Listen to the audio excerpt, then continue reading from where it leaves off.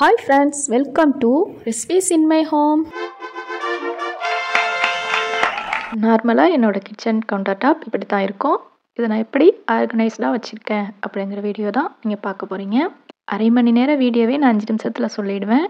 என்னோடய வீடியோ ரெகுலராக பார்க்குறவங்களுக்கு தெரியும். இன்னும் மெருகேற்றலாமேன்னு சில்வர் பேப்பர் ஒட்டியிருக்கேன். அதனுடைய ப்ளஸ் மைனஸ் ரெண்டுமே சொல்லியிருக்கேன்.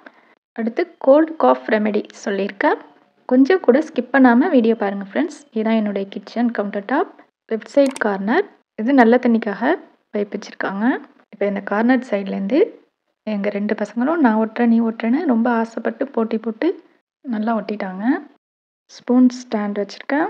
முட்டை பாக்ஸ், அதுக்கு மேலே சால்ட்டு, குக்கர் வெசல்ஸ் வச்சுருக்கேன். இப்போ கார்னர் ஸ்டாண்டில் என்ன இருக்குன்னு பார்ப்போம். Filter coffee, instant coffee, tea powder, நாட்டு சக்கரை மேலே டாப்பில் வச்சுருக்கேன். டக்குன்னு எடுத்து யூஸ் பண்ணிக்கிற மாதிரி. ஓல்ட் ஸ்பைசஸ் கிளாஸ் பாட்டிலில் ஸ்டோர் பண்ணியிருக்கேன்.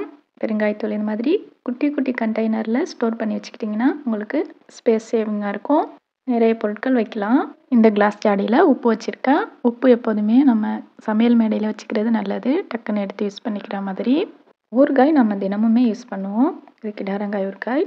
ஊறுகாய் எப்போதுமே கிளாஸ் பாட்டிலில் ஸ்டோர் பண்ணுங்கள், கெட்டு போகாது. தோசை சுடும்போது எண்ணெய் தீட்டும்ல, இதில் தான் வச்சுருக்கேன். சில்வர் பாக்ஸ்லேயே வச்சுக்கோங்க. லெஃப்ட் சைடு ஆர்கனைஸ் ஓவரால் பார்த்துட்டோம். அடுப்புக்கு பக்கத்துலலாம் நான் ஒட்டலை. சமைக்கும் பொழுது எண்ணெய் மேடையெல்லாம் எண்ணெய் தெரிக்கும்ல, இந்த எண்ணெயெல்லாம் நம்ம சுத்தம் பண்ணுறதுக்கு ஈஸியாக இருக்கும். அதனால் நான் அந்த இடத்துல நான் ஃப்ரீயாக விட்டுட்டேன். பட்டர்ஃப்ளை 3 பர்னர் கேஸ் ஸ்டவ் தான் யூஸ் பண்ணுறேன். பக்கத்துலேயே ஜன்னல் இருக்கும். இப்போ இந்த இடத்துல தாங்க நான் சமைச்சி இறக்கி வைப்பேன். இந்த இடத்துல நான் ஒட்டலை, ஃப்ரீயாக விட்டுட்டேன். இப்போ ரைட் சைட் கார்னர் பார்க்கலாம். இப்போ பாருங்கள் 3 பாக்ஸ் வச்சுருக்கேன். ஒவ்வொன்றையும் ஒவ்வொன்று வச்சுருப்பேன். என்னென்னு சொல்கிறேன். இப்போ ஜீரகம், மிளகு, மிளகாயெல்லாம் இது போல் கட் பண்ணி வச்சுருப்பாங்க. தாளிக்க ஈஸியாக இருக்கும் எடுக்கிறதுக்கு.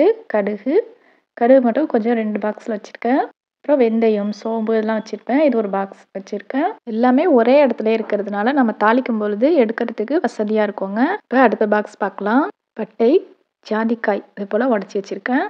ஜாதிபத்திரி, கல்பாசி, அன்னாசிப்பூ, பச்சை ஏலக்காய், அப்புறம் பிரிஞ்சி இலை, கிராம்பு இதெல்லாம் இந்த பாக்ஸில் வச்சுருக்காங்க. நான்வெஜ் சமையல் செய்யும் பொழுது ரொம்ப ஈஸியாக இருக்கும் எனக்கு.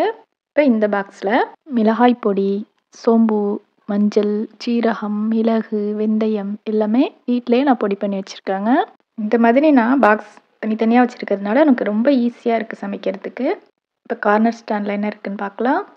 கீழே ஜூஸ் கிளாஸஸ், டீ கிளாஸஸ்லாம் வச்சுருக்கேன். ஒரு 3 இதை மாதிரி எடுத்து வச்சுருக்கேன். மீதம் உள்ளதை செல்ஃபில் வச்சுருப்பேன் தனியாக. கெஸ்ட் வந்தால் எடுத்துக்கலான்னு. சமையலுக்கு தேவையான எல்லா மசாலா ஐட்டமும் இங்கேயே நான் வச்சுருப்பேங்க. அதே மாதிரி ஓல்ட் ஸ்பைசஸ், கடலைப்பருப்பு, பொட்டுக்கடலை இது மாதிரி எல்லா ஐட்டமும் மேலேயே வச்சுருப்பேன். எல்லாமே இங்கேயே வச்சுருக்கிறதுனால எனக்கு ரொம்ப ஈஸியாக இருக்குங்க. ரைட் சைடில் சிங்க் இருக்கும். சிங்க்கு மேலேயே பிளேட்லாம் வச்சுக்கிறது போல் ஒரு சின்னதாக ஸ்டாண்ட் செட் பண்ணியிருக்கோம். இந்த ஸ்டாண்டில் ரொம்ப அதிகமான பொருட்கள் நான் வச்சுருக்க மாட்டேன். அது ஏன்னு கேட்குறீங்களா? இதை பாருங்கள். ஒரு 2 ஆணியில் தான் இந்த ஸ்டாண்டே நிற்கிது. அதிகமாக நான் தினமும் யூஸ் பண்ணுற பிளேட்டு, ஸ்பூன்ஸ், தோசை திருப்பி, வடிதட்டு, கட்டர் இது போல் நான் வச்சுருக்கேன். இந்த சில்வர் பேப்பரோட ப்ளஸ் மைனஸ் சொல்கிறேன்னு சொல்லியிருந்தேன் இல்லையா, பார்க்க அழகாக இருக்குங்க. அது ஒரு ப்ளஸ். மைனஸ்னு பார்த்தீங்கன்னா நான் செஞ்ச தப்பை நீங்களும் செஞ்சிடாதீங்க. அதுக்காக நான் சொல்கிறேன். சமைச்சி டக்குன்னு இறக்கி வச்சுட்டேங்க. பாருங்கள் எப்படி ஆயிடுச்சுன்னு. இந்த ஒரு விஷயத்தை சொல்லணும்னு தோணுச்சுங்க, அதான் சொல்கிறேன். இப்போ வாங்க காஃப் ரெமெடி இது எப்படி செய்கிறதுன்னு பார்க்கலாம். இப்போ அதுக்கு உரல் எடுத்துருக்கேங்க. உரலுக்கு இதை மாதிரி ஒரு கவர் பண்ணியிருக்கேன். இது ஏன்னா பூச்சி தூசி எதுவுமே பூராது, ரொம்ப சேஃப்டியாக இருக்கும். இப்போ என்னென்ன தேவைன்னு பார்க்கலாம்.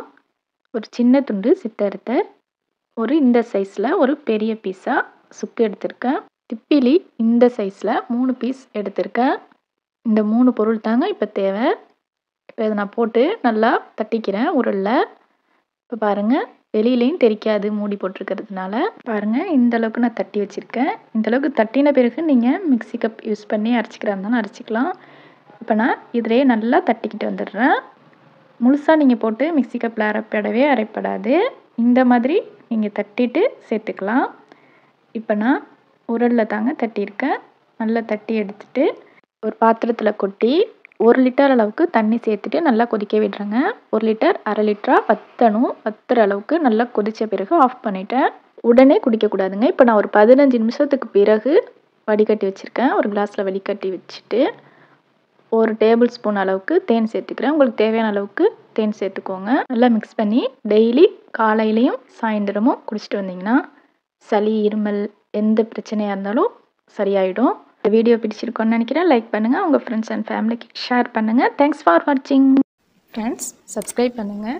பக்கத்தில் உள்ள பெல் ஐக்கான் கிளிக் பண்ணுங்கள். நன்றி.